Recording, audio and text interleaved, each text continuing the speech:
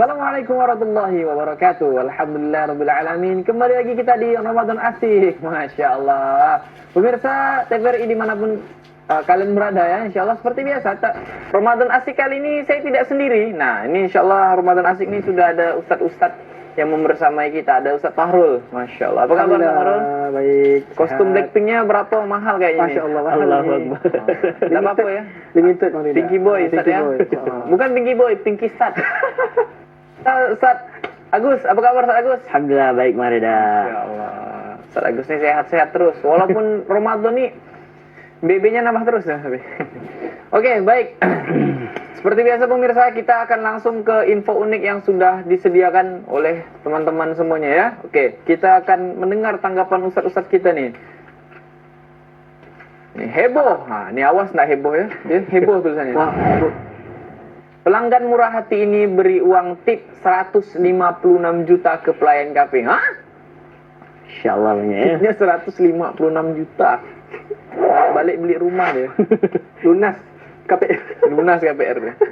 Seorang pelanggan sebuah kafe di Michigan, Amerika Serikat, membuat heboh setelah dia memberikan uang tip kepada pelayan sebesar 10.000 US dollar. Atau lebih dari 156 juta. Padahal tagihan makanan yang dia pesan hanya 32,43 US dollar saja, atau sekitar 500.000 rupiah. Itu terjadi di Messenger Cafe.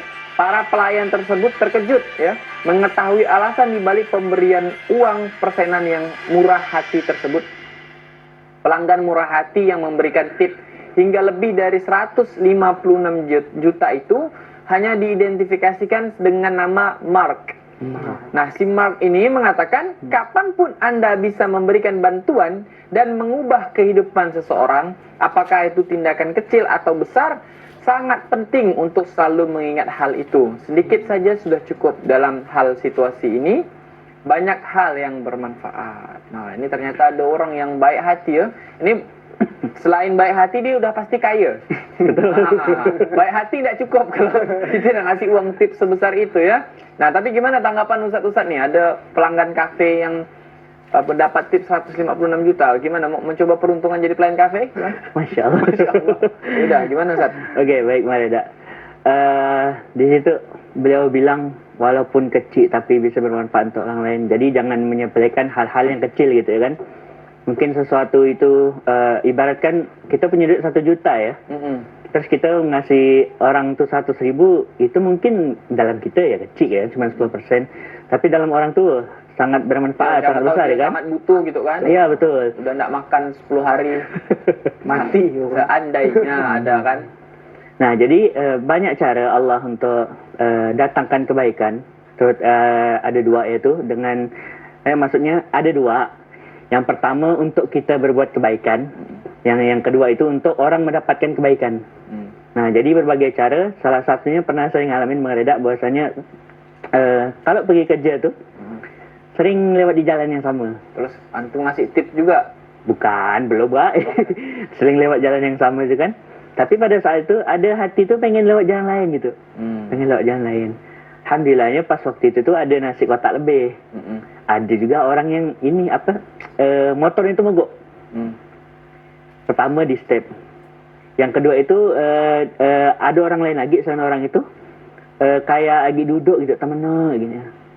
Nah, itu mungkin salah satu kenapa Allah tunjukkan saya jalan itu untuk kita berbuat kebaikan. Yang pertama. Dan yang kedua, orang itu pasti berdoa gitu kan.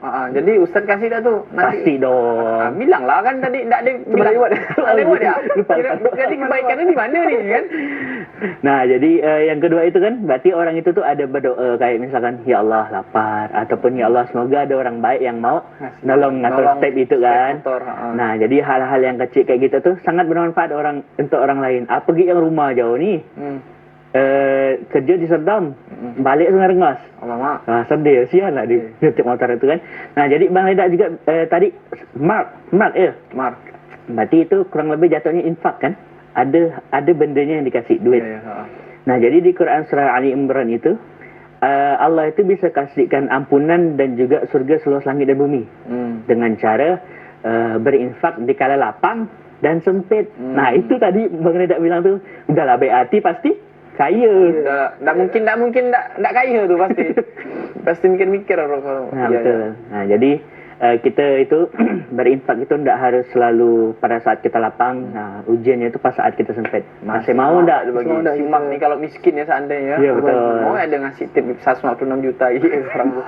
Ya tapi itu tadi ya apa namanya info unik ya udah dijelaskan juga bahwa berbagi itu di lapang maupun di waktu kita sempit dan jangan remehkan hal-hal kecil ya. Bisa jadi bagi orang hal-hal kecil yang bagi kita kecil itu sangat-sangat berarti. Baik, kita langsung masuk ke tema kita pada hari ini, cinta dunia. Asik. Nah, ini cinta dunia nih ngapa nih Ustaz? Cinta dunia nih ngapa nih?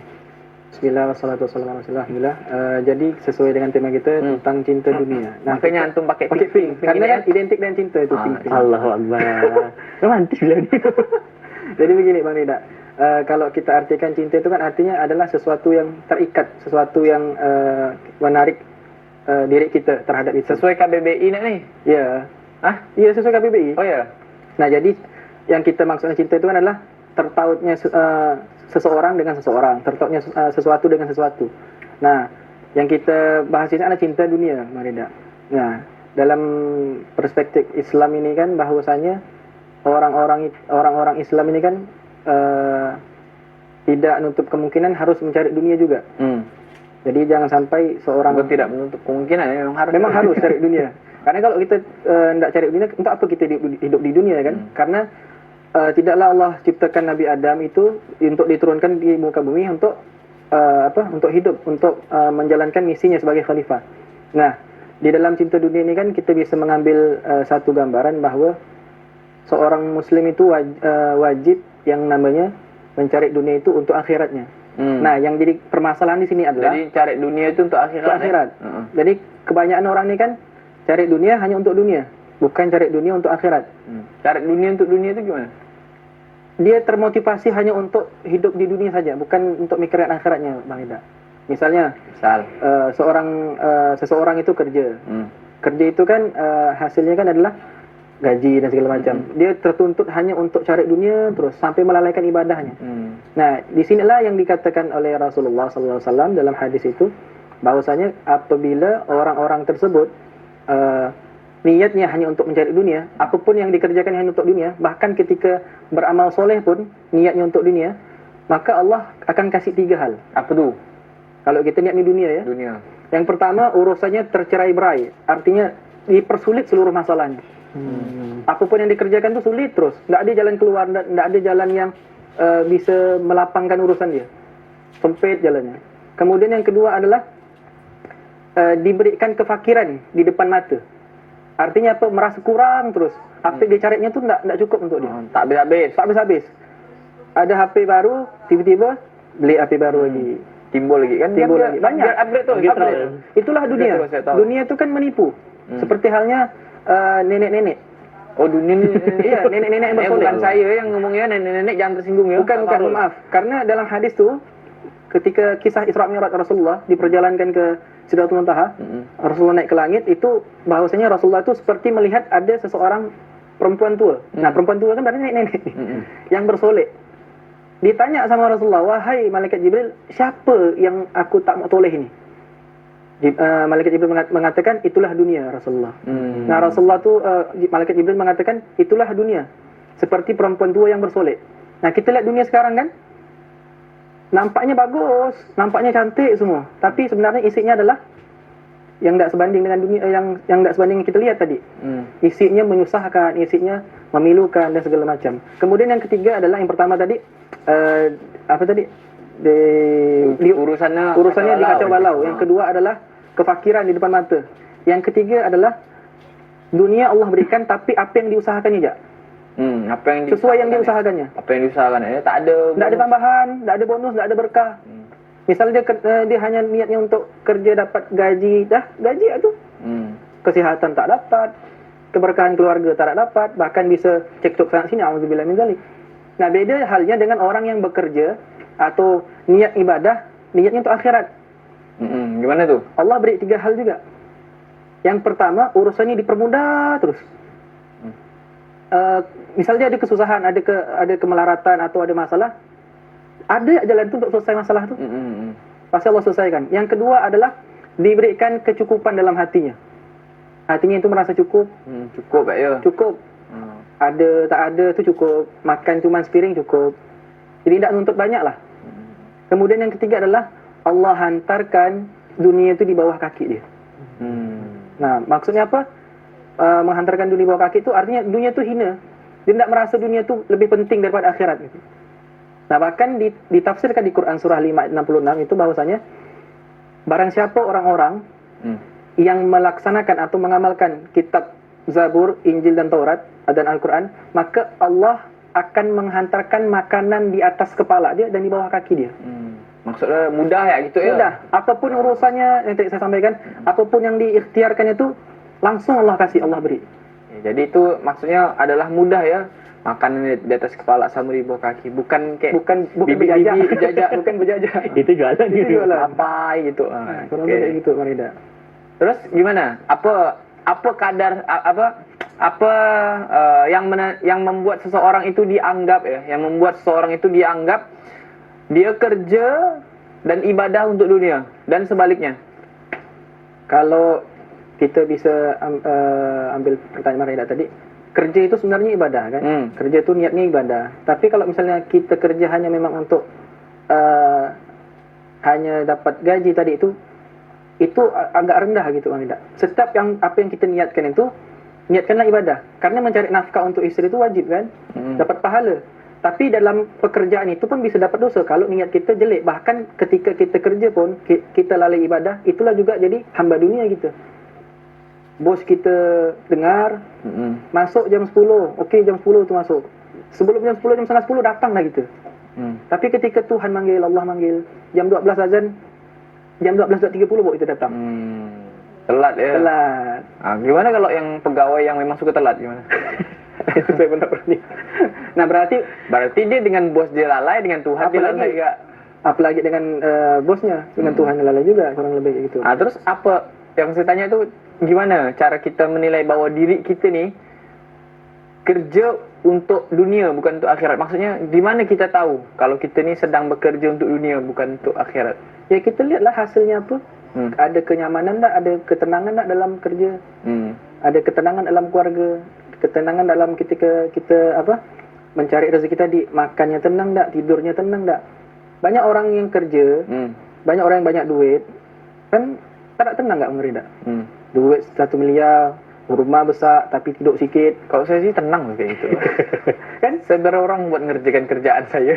Amin. Banyak duit baru itu. Tapi ujung-ujungnya banyak sekarang kita lihat orang-orang kaya yang di luar sana di negeri Konoha tu, duit dia banyak tapi tidur pun sulit, harus pakai ubat tidur loh.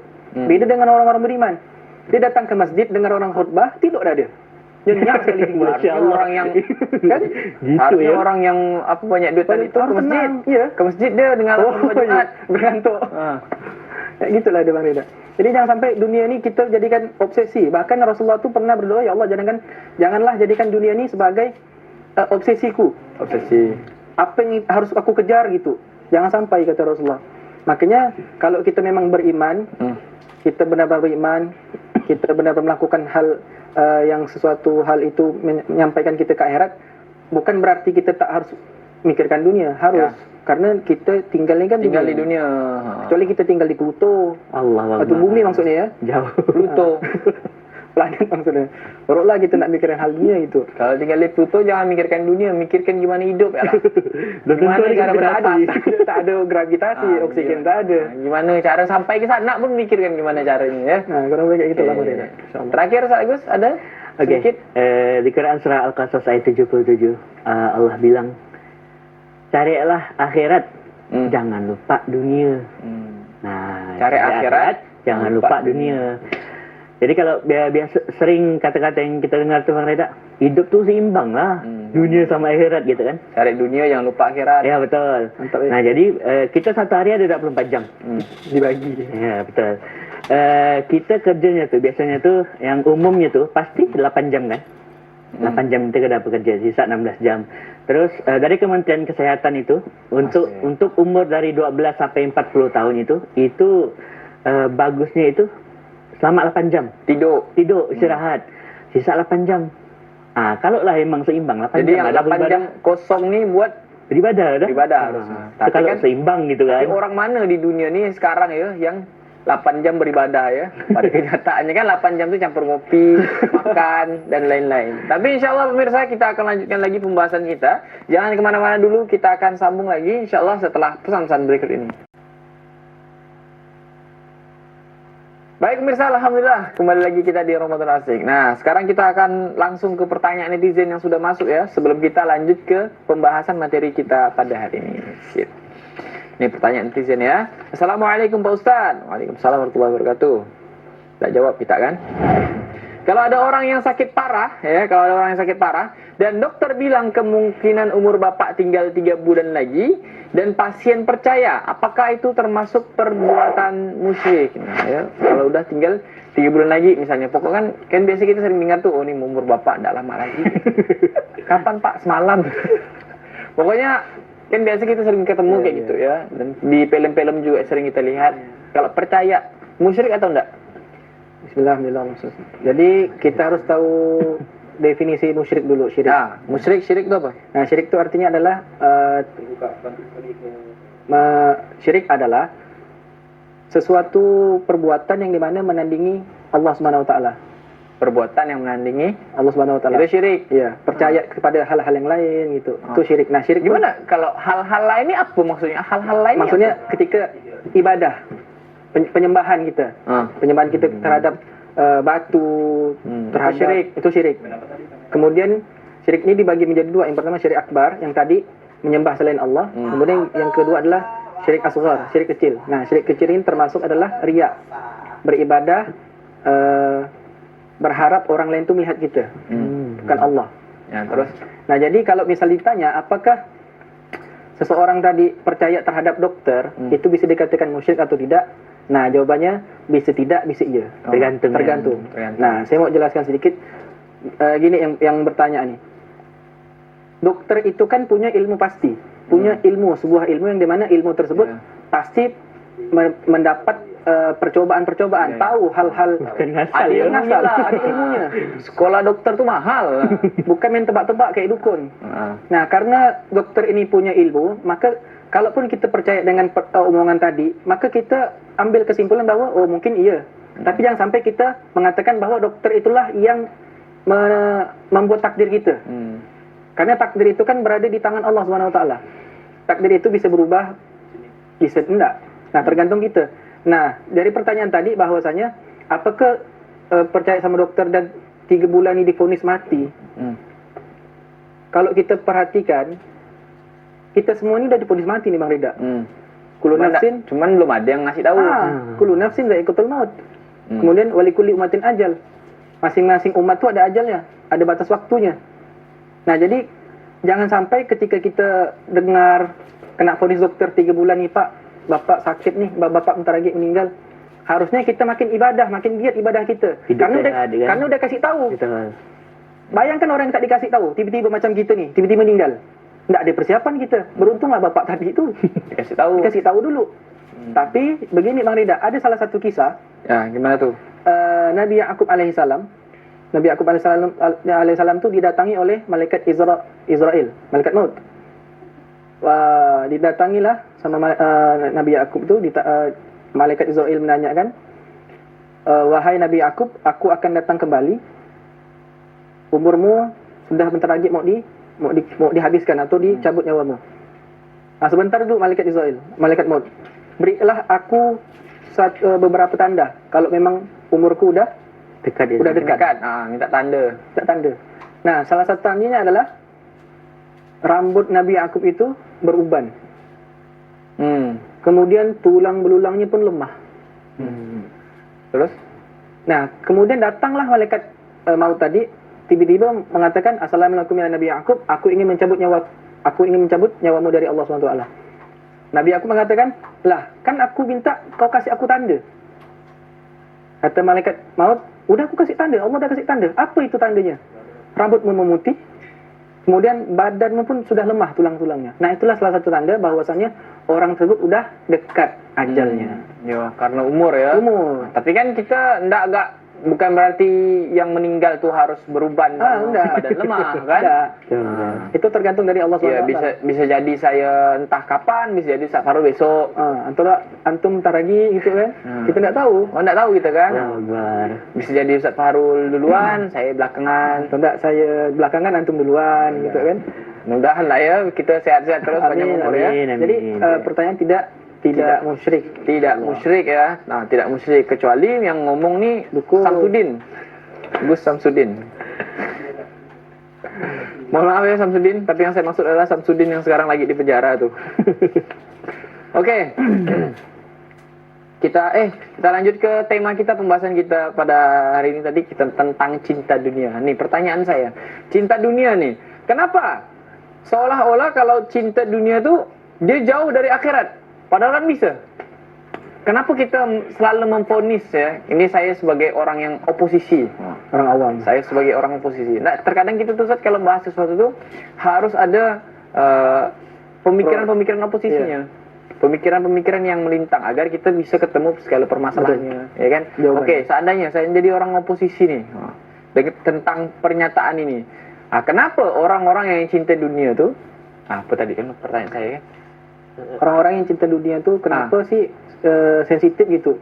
Kenapa selalu dianggap sensitif, dianggap salah gitu? Padahal kan belum tentu juga dia cinta dunia betul-betul. Siapa tahu dia dalam hatinya memang dunia itu untuk diinfak, dunia tuh yang dia kerja, yang dia damba-dambakan tuh untuk dia berbuat jadi lebih baik. Kayak simak tadi ini kan nggak mungkin dia cuman kerja di rumah cuman mager-mageran gitu kan. Ngapa kau ni tidak kerja? Mak bilang, mamaknya si Mak ni bilang, aku tidak cinta dunia.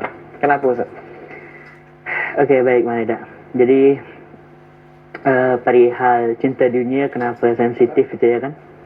Jadi salah satu kenapa itu sensitif, cinta dunia hanya fokusnya cuma untuk di dunia, tidak mikirkan akhirat. Itu pendapat saya pribadi. Nah, jadi dia tidak mikirkan bagaimana tentang hari selanjutnya, hari akhirat gitu kan. Dia cuma mikirkan ini sebatas tidur, bangun, kerja, cari. Dia tetap melakukan kewajibannya misalkan sebagai suami ataupun yang lain itu kan. Tapi tidak memikirkan untuk hari kedepannya bahwasanya mati itu hal yang pasti. Tapi pun bukan berarti juga orang yang kaya itu Barida dia cinta dunia juga. Nah, kebanyakan juga orang-orang kaya seperti di zaman dulu kan Utsman bin Affan, Sayyidina Utsman bin Affan dia kaya, tapi tak cinta dunia. Harta-hartanya diinfakkan untuk di jalan Allah. Kemudian Sayyidina Abu Bakar juga 100% hartanya diinfakkan di jalan Allah. Balik lagi gitu sahabat yang lainnya Abdurrahman bin Auf juga dia kaya tapi tak cinta dunia. Nah, itu yang harus kita pelajari, macam mana kita menjadi orang kaya tapi tak cinta dunia. Ada ulama mengatakan juga cinta dunia itu hanya di tangan, di hati jangan. Sampai di hati ya. Jadi orang-orang yang kaya itu belum tentu dia cinta dunia. Bahkan dari kekayaan dia itulah yang menghantarkan dia ke akhirat tadi. Iya. Jangan sampai kita udahlah kaya, kemudian kita pelit, udahlah cinta dunia pelit lagi. Nah, itu yang menyebabkan seseorang itu ada juga nih yang miskin. Dia ngejar, mohon maaf nih, mulut saya jahat. Maksudnya dia tuh gila-gilaan ngejar dunia, tapi dunia tak dapat. Udah tak dapat tuh, tak mau gak sholat, tak mau gak berbagi.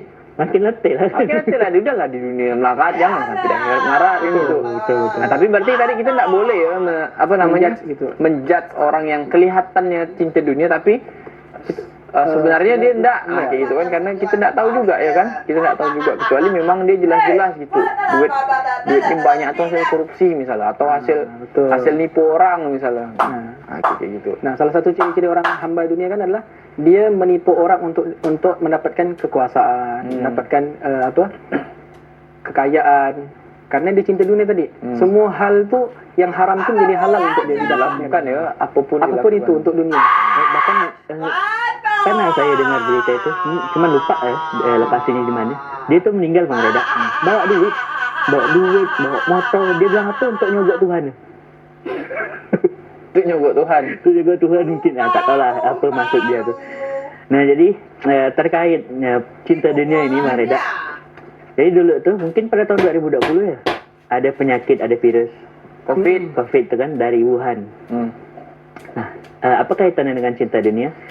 Di dalam hadis Rasulullah itu beliau bilang penyakit dunia itu wahan. Itu adalah cinta dunia, takut mati. Sepaket dah tu. Cinta dunia, takut mati. Wuhan gitu Wuhan. Bukan. Jadi Wuhan gitu. Wah, cocok logi ni. Astagfirullah. Ni tak betul Ustaz ni. Astagfirullah. Gimana Ustaz? Nah, jadi cinta dunia takut mati itu sepaket. Cinta dunia itu di Quran tu ada menggambarkan tu ada dua, dari sekian banyak saya ambil dua. Yang pertama di Quran surah Al-Baqarah, dijadikan indah terasa pandangan manusia itu. Surah Al-Imran. Ya, ada dua. Ya, betul. Itu yang pertama, dan yang kedua itu pandangan seperti apa yang diindahkan. Yaitu yang pertama wanita, anak, kuda, tanaman, buah-buahan.